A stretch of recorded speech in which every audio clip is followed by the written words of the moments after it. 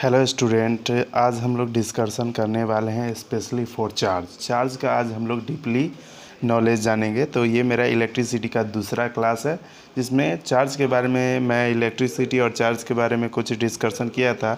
आज फुल्ली इस पे चार्ज पे मैंने डिस्कशन करने वाले हैं। तो चलिए इस वीडियो को चालू करते हैं, चलिए आगे बढ़ते हैं।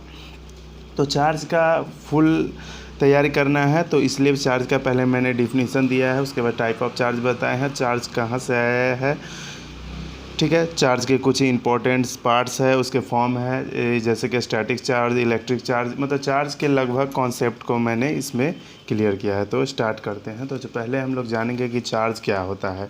तो आप कह सकते हैं the internally properties of the substance which activate due to apply a particular type of energy on it are called charge. मतलब किसी भी वस्तु पर, ठीक है, मतलब जितने भी ऑब्जेक्ट दुनिया में है, जैसे कि ये स्केल है या पेन है, ये कॉपी है, ये जो भी चीज़ है, बुक है, उस सब पे चार्ज होता है, ऑलरेडी चार्ज होता है। लेकिन वो चार्ज जो होता है वो न्यूट्रल पोजीशन में होता है, ठीक, यानी कि वो अपना काम नहीं करते रहता है। लेकिन जब हम उस पर ख़ास तरह की एनर्जी अप्लाई करते हैं तो उसका इंटरनली प्रॉपर्टीज़ यानी कि आंतरिक गुण, अंदर वाला गुण जो है वो एक्टिवेट हो जाता है, यानी कि अपना इफ़ेक्ट प्रोड्यूस करना स्टार्ट कर देता है। कब? जब एक ख़ास तरह के पार्टिकुलर टाइप ऑफ एनर्जी जब उस पर अप्लाई करते हैं तब। तो इसी को क्या कहा जाता है? चार्ज कहा जाता है। तो internally properties of the substance which activate due to apply a particular type of energy on it are called charge. तो हम लोग जानते हैं कि खास तरह की एनर्जी किसी वस्तु पर अप्लाई करने पर उस तरह का इंटरनल प्रॉपर्टीज़ जो होता है वो काम करने लगता है, उसी को चार्ज कहते हैं। और चार्ज जो होते हैं वो दो होते हैं, ठीक है। There are the two types of the charge, positive charge and negative charge. तो हम लोग जानेंगे सर पॉजिटिव चार्ज और नेगेटिव चार्ज कहने का मतलब क्या है। पॉजिटिव चार्ज और नेगेटिव चार्ज के बारे में कुछ डिस्कशन हो जाए डीपली, जिससे हम आप कह सकें कि ये पॉजिटिव चार्ज है और ये नेगेटिव चार्ज है। तो आपको पॉजिटिव चार्ज और नेगेटिव चार्ज, तो पहले हम जानते हैं कि किसी भी सबस्टेंस का इंटरनली प्रॉपर्टीज़ का बात किया जा रहा है। तो सबस्टेंस यानी कि कोई ऑब्जेक्ट, तो कोई भी ऑब्जेक्ट जो होता है वो आपको मटेरियल से बना होता है, कुछ ना कुछ मटेरियल से। जैसे ये पेन बना है तो पेन का कुछ मटेरियल, ये कॉपी बना है कुछ कॉपी का मटेरियल, बस जिस चीज़ से बनता है उसको मटेरियल कहा जाता है। मटेरियल के कुछ कण हो गए जिसको हम पार्टिकल कहते हैं, और पार्टिकल जो होता है वो मॉलिक्यूल या कंपाउंड से बना होता है। जो कंपाउंड आपको केमिस्ट्री में बना है, जैसे CO2 हो गया, H2O हो गया, N2 हो गया, O2 हो गया, H2SO4 हो गया, सल्फ्यूरिक एसिड, ये सब क्या है? कंपाउंड और मॉलिक्यूल्स है। तो ये हो गया। तो जितने भी सबस्टेंस हैं वो मटेरियल से कुछ ना कुछ बने हैं। मटेरियल के कुछ पार्टिकल होते हैं, पार्टिकल जो होते हैं वो मॉलिक्यूल या कंपाउंड से बने होते हैं। और सबसे छोटा स्मॉलेस्ट यूनिट जो होता है किसी सबस्टेंस का वो होता है आपको एटम। लेकिन बाद में ये भी डिस्कवर किया गया कि एटम के भी कुछ पार्ट्स होते हैं, यानी कि फंडामेंटल पार्टिकल्स होते हैं। फंडामेंटल पार्टिकल्स क्या होता है कि किसी भी एटम्स को तोड़ा जाए, यानी कि एटम्स किसी भी सोना, चांदी, नाइट्रोजन, ऑक्सीजन, कुछ भी का हो, कोई भी एलिमेंट का अगर उसको तोड़ा जाता है तो उसमें देखा गया कि 3 जो है वो फंडामेंटल पार्टिकल, यानी कि पार्टिकल्स बहुत सारा कण पाया गया, लेकिन 3 वो उसमें नेसेसरी था कि हर पार्टिकल में 3 पाया जाता है, तो इसलिए इसको फंडामेंटल पार्टिकल कहा जाता है। तो फंडामेंटल पार्टिकल में होता है आपको इलेक्ट्रॉन, प्रोटॉन और न्यूट्रॉन। तो आपको बताया दे एटम जो होता है वो स्पेरिकल इन शेप में होता है, यानी कि एटम का आकार कैसा होता है? स्पेरिकल, यानी कि गोलाकार होता है।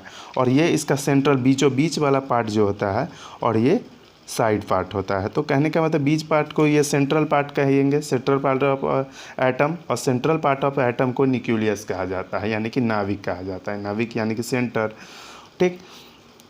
तो सेंटर में उसका जो होता है वो प्रोटॉन और न्यूट्रॉन होता है। क्या होता है सेंटर में एटम के? प्रोटॉन और न्यूट्रॉन होता है। एटम का साइज का बात किया जाए तो बहुत ही छोटा होता है, बहुत ही छोटा। जैसे कि आपको बता दिया जाए 1.02 × 10⁻⁹ मीटर से लेकर आपको 1.5 × 10⁻⁹ मीटर तक होता है। मतलब छोटा से छोटा इतना होगा, बड़ा से बड़ा इतना होगा, यानी कि 10⁻⁹ मीटर को नैनोमीटर भी कहा जाता है। नैनो मतलब बहुत सूक्ष्म, बहुत ही छोटा, ठीक। तो ये एटम के साइज है और उसमें भी ये इलेक्ट्रॉन प्रोटॉन न्यूट्रॉन पाया जाता है। तो सोचिए ये भी कितना छोटा होगा जब ये एटम में 10⁻⁹ मीटर है, ठीक। तो आपको क्या कहते हैं, सेंट्रल पार्ट को न्यूक्लियस कहा जाता है। तो न्यूक्लियस में प्रोटॉन और न्यूट्रॉन पाया जाता है, यहाँ पर दिया गया, लिख दिए हैं हम। और इलेक्ट्रॉन जो होता है वो ऑर्बिट में पाया जाता है। ऑर्बिट मतलब आउटर पार्ट को, किसी इलेक्ट्रॉन के आउटर पार्ट के यानी कि सेंट्रल पार्ट के जो बाहर वाले पार्ट्स होते हैं उसको हम कहते हैं ऑर्बिट या सेल, जो केमिस्ट्री का टर्म है आपको। तो केमिस्ट्री का क्लास जब चलेगा तो उसमें भी आपको ये ऑर्बिट और सेल के बारे में डिफाइन किया जाएगा, अच्छा से बताया जाएगा। तो पहले या आप जानते होंगे, तो ये आप जान लीजिए कि जो आपको न्यूट्रॉन, ये जो सेंट्रल पार्ट में आपको डिनोट किया गया है वो आपको प्रोटॉन और न्यूट्रॉन है, ठीक। प्रोटॉन और न्यूट्रॉन है। और इलेक्ट्रॉन जो होता है वो इस पर स्पाइरल मोशन करते रहता है, इस ढंग से रहता है। तो इलेक्ट्रॉन किसी के साथ शेयर हो सकता है, लेकिन प्रोटॉन और न्यूट्रॉन जो होता है वो सेंट्रल में क्लोजली टाइट होता है, यानी कि ये दूसरे के साथ शेयर नहीं होता है। वो भी कंडक्टर और इंसुलेटर में कुछ स्पेशल केस होते हैं, यानी कि ये भी शेयर किए जाते हैं। उसके बारे में आपको आगे बताया जाएगा। और इलेक्ट्रॉन जो है वो इजीली किसी के साथ शेयर किया जाता है, यानी कि जैसे कि आप केमिस्ट्री में पढ़ते हैं कि CO2 कार्बन CO2 हो गया तो कार्बन डाइऑक्साइड, तो कार्बन 2 ऑक्सीजन 2, तो इस ढंग के रिएक्शन जो होता है तो उसमें इलेक्ट्रॉन शेयर किया जाता है। उसके इलेक्ट्रॉन के मदद से ही CO2 ये जो है वो कंपाउंड मॉलिक्यूल बनता है। तो वो केमिस्ट्री के टर्म है, तो वो जानिएगा। यहाँ पर बेसिक हमको चार्ज के बारे में जानना है। तो हम इलेक्ट्रॉन को जो है वो नेगेटिव चार्ज कहते हैं। इलेक्ट्रॉन को कौन सा चार्ज कहते हैं, यानी कि इलेक्ट्रॉन ये किसी भी एटम का जो पार्टिकल, जो इलेक्ट्रॉन होता है उसी को हम नेगेटिव चार्ज कहते हैं। और प्रोटॉन से अटैच वो होता है पॉजिटिव चार्ज, यानी कि इलेक्ट्रॉन पर नेगेटिव चार्ज होता है। कितना चार्ज होता है, तो चार्ज का ऐसा यूनिट आपको बता दें, कूलम्ब होता है। चार्ज का ऐसा यूनिट कूलम्ब होता है। और चार्ज को जनरली Q से डिनोट किया जाता है। Q से क्यों डिनोट किया जाता है, क्योंकि ये क्वांटिटिव होता है, यानी कि नंबर ऑफ पीसेस का बात किया जाए तो 1 2 3 होगा, लेकिन 1/2 1/4 इस ढंग का नहीं होता है। मतलब ये पूरा होल होता है, 1 पीस 2 पीस इस ढंग से, इसलिए क्वांटिटिव होता है, यानी कि मात्रा में होता है। 1 2 3 4 5 10 20 50 100, तो इसीलिए इसको Q से डिनोट किया जाता है। और चार्ज का ऐसा यूनिट कूलम्ब होता है। तो इलेक्ट्रॉन पर कितना चार्ज होता है, तो -1.6 × 10⁻⁻19 कूलम्ब। और यही सेम चार्ज प्रोटॉन पे प्लस में होता है, 1.6 × 10⁻⁻19 कूलम्ब। बट न्यूट्रॉन जो होता है वो न्यूट्रल होता है, यानी कि उस पर कोई चार्ज नहीं होता है। तो आपको बता दें, इलेक्ट्रॉन पर यही चार्ज नेगेटिव में होता है और उतना ही अमाउंट प्रोटॉन में प्लस पे होता है, और न्यूट्रॉन पर कोई चार्ज नहीं होता है। तो इलेक्ट्रॉन जो होता है वो ऑर्बिट या सेल में रहता है। और न्यूट्रॉन का बात किया जाए तो न्यूट्रॉन जो है, न्यूट्रॉन और प्रोटॉन जो होता है वो किसी भी एटम के सेंट्रल पार्ट में होता है, जैसे कि मैं इंडिकेट किया हूँ। और ये आपको देख रहे हैं, ये इलेक्ट्रॉन जो होता है वो स्पेरिकल, क्या कहते हैं, स्पाइरल मोशन करते रहता है, इस ढंग से ये मूव करते रहता है। और किस में कितना इलेक्ट्रॉन प्रोटॉन न्यूट्रॉन होता है तो वो केमिस्ट्री का क्लास जब चलेगा तो उसमें भी आपको बताया जाएगा। तो आपको जानना है कि जो इलेक्ट्रॉन, किसी एटम के इलेक्ट्रॉन जो होते हैं वो नेगेटिव चार्ज होते हैं, प्रोटॉन पॉजिटिव चार्ज होता है, और neutron has no any charge. Atom जो होते हैं स्पेरिकल शेप में होते हैं, ये बहुत ही छोटा होता है। जैसे कि आपको बता दें 1.0 to 1.5 नैनोमीटर, यानी कि बहुत ही छोटा होता है। इसको Q से डिनोट किया जाता है। चार्ज का ऐसा यूनिट जो होता है आपको कूलम्ब होता है, ठीक। और एक कूलम्ब चार्ज जो होता है वो लगभग 6.25 × 10⁻18 इलेक्ट्रॉन्स के बराबर होता है, यानी कि इतना इलेक्ट्रॉन्स जब आप कंसिस्ट एक जगह कीजिएगा तो वो एक कूलम्ब के बराबर होता है। तो चार्ज के कुछ ये बात हुआ। और चार्ज के बारे में कुछ बात बताना है, जैसे कि आपको लाइक और अनलाइक चार्ज हो गया। तो लाइक चार्ज क्या हो गया, तो लाइक चार्ज के बारे में आपको बता दें कि लाइक चार्ज या सिमिलर चार्ज या सेम चार्ज, दोनों बात सेम है। तो पॉजिटिव पॉजिटिव चार्ज या नेगेटिव नेगेटिव चार्ज को क्या कहते हैं, लाइक चार्ज कहते हैं। यानी कि कहीं समूह है और वहाँ पर सिर्फ पॉजिटिव ही चार्ज है, दो या दो से अधिक, तो हम कहेंगे कि वो लाइक चार्ज है। या वैसा समूह जिसमें दो या दो से अधिक नेगेटिव चार्ज है, तो उसको भी लाइक चार्ज कहेंगे। लाइक यानी कि सेम चार्ज या सिमिलर चार्ज। तो लाइक चार्ज जो होता है वो एक फोर्स ऑफ रिपल्सन उसके बीच में लगता है। यानी कि दो लाइक चार्ज को एक जगह रख दिया है, जैसे कि मैंने दो पॉजिटिव चार्ज को एक जगह रखा है, तो दोनों वो चाहेगा कि एक दूसरे को रिपेल करें, यानी कि धकेले दूर जाना चाहेगा। या दो नेगेटिव चार्ज को, यानी कि दो इलेक्ट्रॉन को आप एक साथ रख देते हैं, ठीक है, तो ये क्या है, पॉजिटिव चार्ज है, तो ये आप देखिएगा कि ये क्या कर जाएगा, रिपेल कर जाएगा, यानी कि एक दूसरे से दूर जाना, मूव करना स्टार्ट कर देगा। तो दो पॉजिटिव या दो नेगेटिव चार्ज को एक जगह रखा जाता है, तो वो फोर्स ऑफ रिपल्सन उसके बीच में अप्लाई होता है, ठीक। वहीं अनलाइक चार्ज के बात में किया जाए, अनलाइक चार्ज या अपोजिट चार्ज कहा जाता है। तो अनलाइक चार्ज क्या होता है, जैसे कि आपको बताएं कि एक इलेक्ट्रॉन और एक प्रोटॉन, यानी कि एक पॉजिटिव एक नेगेटिव चार्ज है, तो पॉजिटिव और नेगेटिव चार्ज को एक जगह आप जब रखिएगा, पॉजिटिव नेगेटिव या नेगेटिव पॉजिटिव को चार्ज को ही अनलाइक चार्ज कहा जाता है, और इसी का दूसरा नाम है अपोजिट चार्ज। तो अपोजिट चार्ज जो होता है वो फोर्स ऑफ एट्रैक्शन अप्लाई करता है। जैसे कि आप एक पॉजिटिव या एक नेगेटिव चार्ज कहीं पर रखे हुए हैं, तो वो दोनों चाहेगा एक दूसरे से अट्रैक्ट होना, यानी कि दोनों एक दूसरे से मिलना चाहेगा। तो अनलाइक चार्ज जो होता है वो क्या करता है, अनलाइक चार्ज अट्रैक्ट होता है, और लाइक चार्ज जो होता है वो रिपेल करता है, यानी कि एक दूसरे से दूर जाना चाहता है। तो ये लाइक और अनलाइक चार्ज के बारे में आप लोग जान लिए। अब हम लोग जानेंगे form of charge. Form of charge क्या होता है, जैसे कि फॉर्म ऑफ चार्ज में बताया जाए, चार्ज के फॉर्म मतलब रूप, चार्ज के दो रूप होते हैं, एक होते हैं स्टैटिक चार्ज और दूसरा होते हैं इलेक्ट्रिक चार्ज। तो इसके बारे में हम जानेंगे। तो स्टैटिक चार्ज के बारे में एक ढंग से आप कह सकते हैं कि सर ये डिफरेंस भी है और इसका क्या कहते हैं, ये डिफरेंस भी है, एग्जाम्पल भी है। इससे क्लियर हो जाएगा कि स्टैटिक चार्ज किसको कहेंगे और इलेक्ट्रिक चार्ज किसे कहेंगे। तो स्टैटिक चार्ज जिसको कहेंगे कि द चार्ज, आप कह सकते हैं the charge due to rubbing,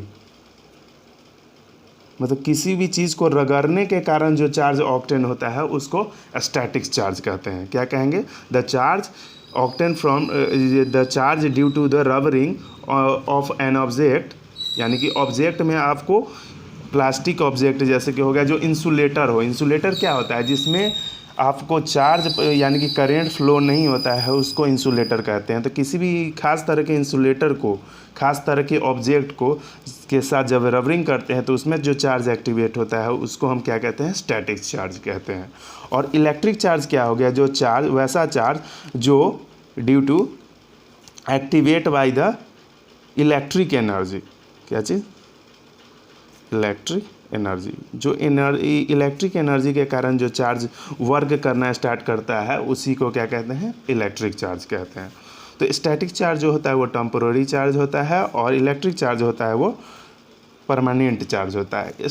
मतलब कहने का मतलब है कि जैसे कि एग्जांपल में आपको क्लियर हो जाएगा। और एक्टिवेट, इसका स्टैटिक चार्ज जो है वो एक्टिवेट होता है नॉन कंडक्टर के द्वारा। जैसे कि आपको एग्जांपल में बताया गया है कि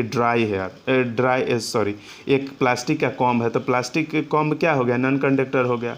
कंडक्टर क्या होता है, अधिकांश जो होता है वो मेटल होता है, और कुछ एग्जांपल में ग्रेफाइट ले लिया जाता है, यानी कि ग्रेफाइट जो आपके पेंसिल में रहता है काला रंग का, उसको ग्रेफाइट कहा जाता है।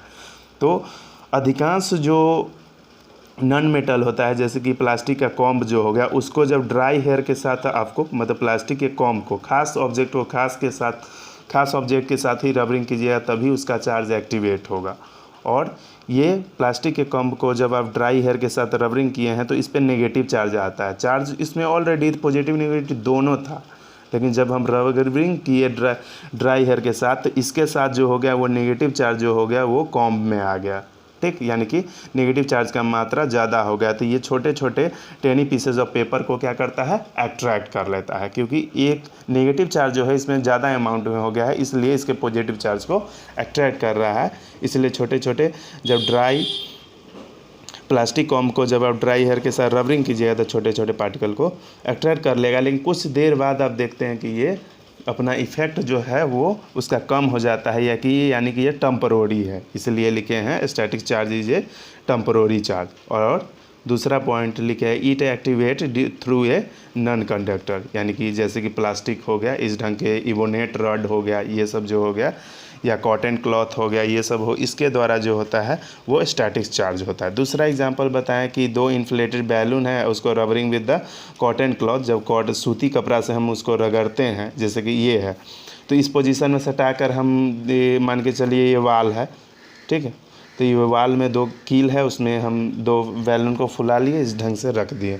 लेकिन जब इसी बैलून को जब हम रबरिंग कर देते हैं with the cotton cloth for few minute, कुछ मिनट हम इसको जब रबरिंग करते हैं तो हम इसमें देखते हैं कि यह बैलून जो है उसको छोड़ते हैं जब नॉर्मली, तो देखते हैं दोनों एक दूसरे से दूर जाने लगता है, क्योंकि इसमें दोनों में सेम चार्ज आ जाता है। और सेम चार्ज जो होता है वो आपको क्या बताया है कि ये रिपेल करता है, यानी कि फोर्स ऑफ रिपल्सन अप्लाई करता है। तो force of repulsion same charge octant होने के कारण, क्योंकि दोनों प्लास्टिक का ही बैलून है और दोनों को कॉटन क्लॉथ से, तो सेम चार्ज आएगा, और सेम चार्ज जो होता है वो क्या करता है, रिपेल करता है एक दूसरे को। और इसमें नेगेटिव चार्ज हो गया है तो इसलिए पेपर के पॉजिटिव चार्ज को ये अट्रैक्ट कर रहा है। तो ये आपको स्टैटिक चार्ज के कॉन्सेप्ट थे। तो सिंपल वे में चार्ज जो रबरिंग करने के कारण किसी ऑब्जेक्ट में आता है वो वही स्टैटिक चार्ज हो गया। इलेक्ट्रिक चार्ज जो इलेक्ट्रिक पावर के यानी कि इलेक्ट्रिक एनर्जी सप्लाई करने के कारण किसी में चार्ज जो आता है एक्टिवेट होता है, उस चार्ज को क्या कहते हैं,